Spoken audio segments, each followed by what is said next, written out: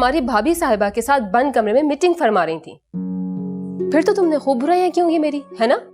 और आप किसी के बंद दरवाजे के साथ कान लगाकर ना सुने, ऐसा तो मुमकिन ही नहीं है।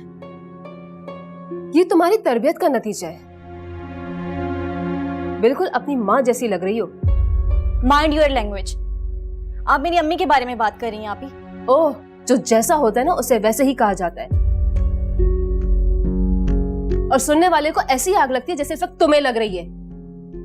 चले अम्मी, हम अब्बू के कमरे में चलते हैं। इनसे तो बात करना ही फजूल है।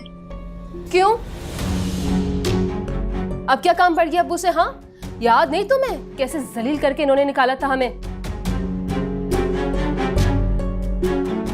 अम्मी आप चलें। अरे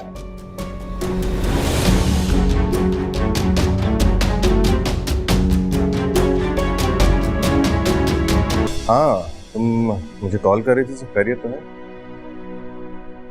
आपको कैसे पता? मैं तो बेल होने से पहले ही फोन कट कर रही थी। इसमें ऐसी कौन सी बड़ी बात? मुझे मेरी बहन की याद आई और मैंने फोन कर दिया।